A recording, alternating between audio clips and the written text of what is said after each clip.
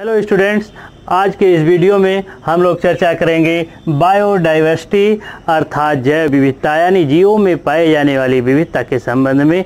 जैव विविधता के संबंध में बात करें उसके पहले यह जान लें कि जीवन क्या है। तो जीवन की जो डिफिनीशन दी जाती है, the life is a specific and complex organization of living beings and chemical reactions, अर्थात सजीव जीवों तथा रासायनिक क्रियाओं का एक विशिष्ट एवं जटिल संगठन है।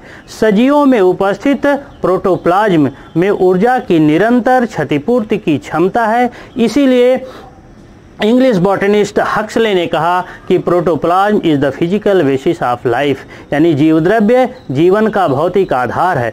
हम लोग प्रकृति की अनेक वस्तुओं को देख या छू सकते हैं, परंतु जीवधारियों के जीवन को न तो देख सकते हैं और न ही उसे छू सकते हैं, केवल महसूस कर सकते हैं कि यह सजीव है, यह निर्जीव है। हम लोग, जैसा हमने कहा कि प्रकृति की अनेक वस्तुओं को छू सकते हैं, परंतु जीवन को न छू सकते हैं न देख सकते हैं। वास्तव में जीवन जीवधारियों के पदार्थ में उत्पन्न होने वाली एक विशेष प्रकार की ऊर्जा है।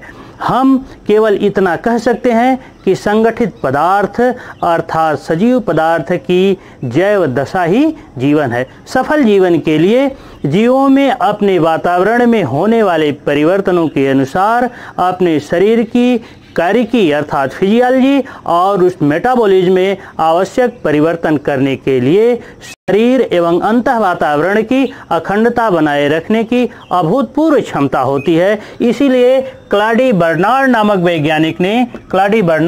वैज्ञानिक ने इसे के लिए एक शब्द मिली इंटीरियर का प्रयोग किया सन 1865 ईस्वी में। और वाल्टर बी कैनन नामक वैज्ञानिक ने सन 1932 में इसके लिए होम्योस्टैसिस शब्द का प्रयोग किया। होम्यो मीन्स सेम अर्थात समान, स्टैसिस मीन्स स्टेट यानी अवस्था अर्थात समस्थैतिकता, शरीर की समान अवस्था बनाए रखना। शरीर के अंतः वातावरण और बाह्य वातावरण में इस प्रकार के बहुत सारे परिवर्तन होते रहते हैं जो जैविक दशा को हमारी चुनौती दे रहते हैं। उनसे आप शरीर के उनके से शरीर की स्टेबल स्टेट बनाए रखना ही समस्थैतिकता कहलाता है। जैव विविधता शब्द का प्रयोग तो सर्वप्रथम W.G. रोजन नामक वैज्ञानिक ने सन 1985 ईस्वी में किया। यूनेप जो यूनाइटेड नेशंस एनवायरनमेंट प्रोग्राम है, उसने 1992 में जैव विविधता की जो परिभाषा दिया उसमें कहा कि UNEP 1992 defines biodiversity as the variety and variability of all animals, plants and microorganisms of the ecological complexes of which they are part। यानी जो यूनेप एक संस्था है जिसने जैव विविधता की परिभाषा दिया, इसके अनुसार जैव विविधता से तात्पर्य पौधों, जंतुओं तथा सूक्ष्म जीवों की विभिन्न किस्मों एवं उनकी विभिन्नताओं तथा पारिस्थितिक सम्मिश्र से है जिसका वे भाग हैं।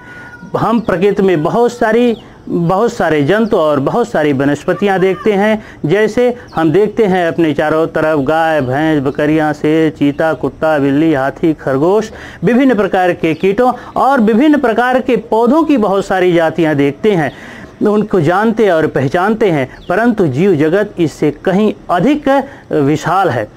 पौधों की अथवा जंतुओं की जो चट्टानों के जीवाश्म प्राप्त होते हैं, उससे भी जैव विविधता का एक अनुमान लगता है। वैज्ञानिकों का अनुमान है कि प्रकृति में लगभग 300 करोड़ जातियां हैं। अब तक लगभग 20 लाख जातियों की खोज हो चुकी है और हमारे वैज्ञानिक दिन रात प्रयास करके वर्ष भर में लगभग 10,000 नई जीव जातियों की खोज कर लेते हैं। जीवों की इतनी बड़ी संख्या से जैव विविधता का पता चलता है। जीवों में रहन सहन, स्वभाव, आवास, जनन, आकृति, माप, रंग, भार आदि शारीरिक संरचना, भोजन करने की विधि में काफ़ी विभिन्नता पाई जाती है। जैसे हम एक उदाहरण लें कि समुद्र में जो जीव पाए जाते हैं उनको समुद्री जीव कहा जाता है, और समुद्र कि ऐसे स्थान पर जो कि इसका लिटोरल क्षेत्र होता है, जो अंतर्ज्वारीय क्षेत्र होता है, वहाँ पाए जाने वाले जंतु लिटोरल कहलाते हैं। परंतु समुद्र के ऐसे स्थान पर जहाँ समुद्र तल की गहराई लगभग 200 मीटर होती है उनको नेरिटिक जीव कहा जाता है, और समुद्र के ऐसे स्थानों पर जहाँ की उसकी गहराई समुद्र की 200 मीटर से अधिक होती है उनको पेलाजिक जीव कहा जाता है। एक उदाहरण लें कि समुद्र में पाए जाने वाले जो जीव होते हैं उनमें बहुत अधिक विभिन्नताएं पाई जाती हैं। जैसे समुद्र के में तैरने वाले जितने भी जीव होते हैं उनको पेलाजिक जीव कहा जाता है।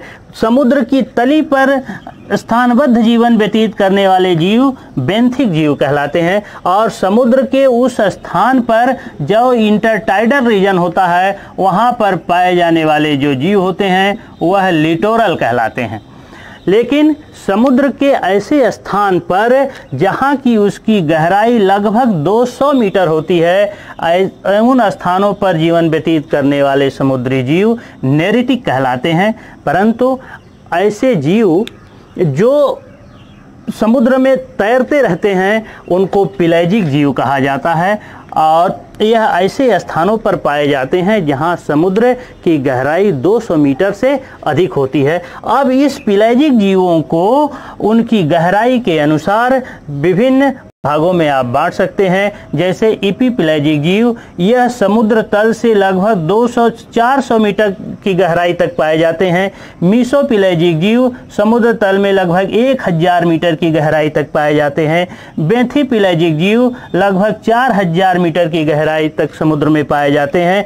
और जो सबसे नीचे लेकिन तली से ऊपर पाए जाने वाले जीव हैं यह बेसिपेलाजिक जीव कहलाते हैं। और समुद्र में जहाँ तक सूर्य का प्रकाश पहुँचता है वह उसका फोटिक रीजन होता है, उसी स्थान तक इसमें प्लांट्स पाए जाने की संभावना होती है। और काफ़ी गहराई तक समुद्र में काफ़ी गहराई तक सूर्य का प्रकाश नहीं पहुंचता है, वह उसका एफोटिक रीजन होता है।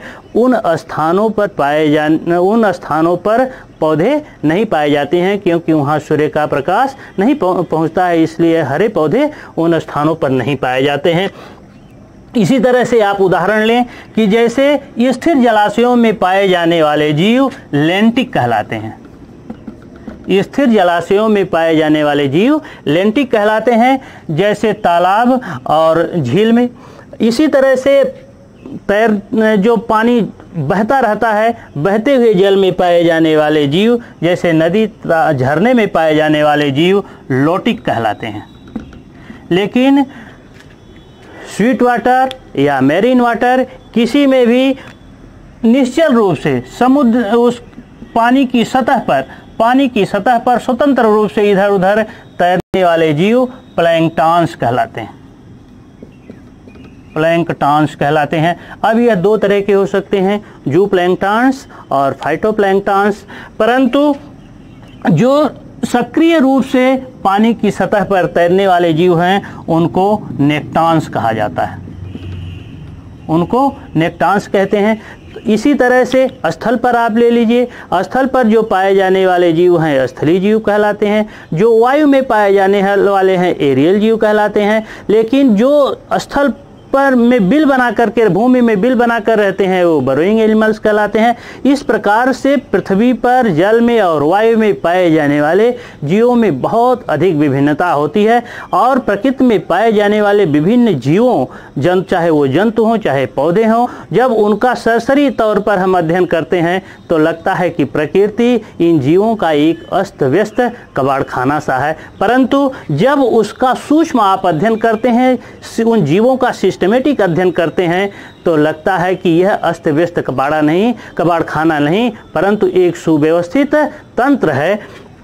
जैसे आप अपने चारों तरफ गाय, भैंस, बकरियां, शेर, चीता, कुत्ता, बिल्ली, हाथी, खरगोश देखते हैं। इनके रूप, रंग, शारीरिक संरचना, आकार और भार में बहुत अधिक विभिन्नताएं होती हैं, लेकिन सूक्ष्म अध्ययन करें तो इसमें बहुत सारी समानताएं भी मिलती हैं। जैसे इन सभी जीवों के शरीर पर बाल पाए जाते हैं, इनमें कर्णपल्लव पाया जाता है, यह विकसित बच्चे को जन्म देते हैं। इनके शरीर में अस्थियों और उपास्थियों का अंतःकंकाल पाया जाता है।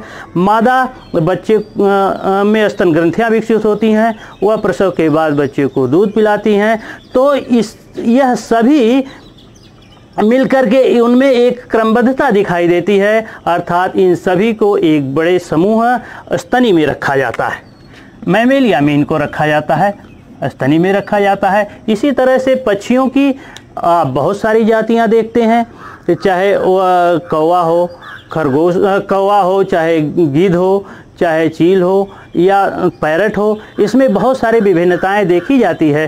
परंतु इन सभी में एक समानता यह भी है कि उनमें उड़ने के लिए पंख होते हैं। उन सभी पक्षियों में उड़ने के लिए पंख होते हैं। ये बाईपेड एनिमल होते हैं, दो ही पैर होते हैं और इनके मुख में चोंच होती है, चूस में दांत नहीं होते हैं। इनकी जो हड्डियां होती हैं यह सरंध्र होती हैं, उसमें वायुकोश पाया जाता है। तो इनमें बहुत सारी समानताएं हैं जो इस बात को प्रदर्शित करती हैं कि यूनिटी इन डाइवर्सिटी, विभिन्नता में भी एकता होती है और इनमें एक निश्चित क्रमबद्धता होती है। इसीलिए सन 1961 में सिम्पसन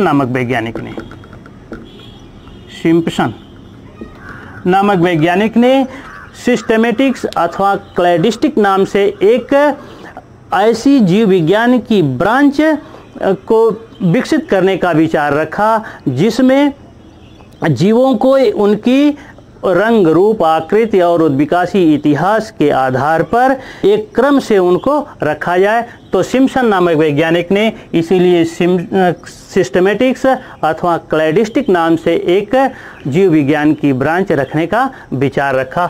सिस्टेमेटिक्स जो शब्द लिया गया है यह लैटिन वर्ड सिस्टेमा से लिया गया, सिस्टेमा, जिसका अर्थ है जीव जगत में जीवों को एक उचित स्थान पर व्यवस्थित करना। अब नेक्स्ट वीडियो में हम लोग वर्गीकरण के संबंध में चर्चा करेंगे और इसी सिम्पसन के सिस्टेमेटिक्स ब्रांच के विचार रखने के साथ ही जीवों के वर्गीकरण की प्रणाली का विकास हुआ। Thank you.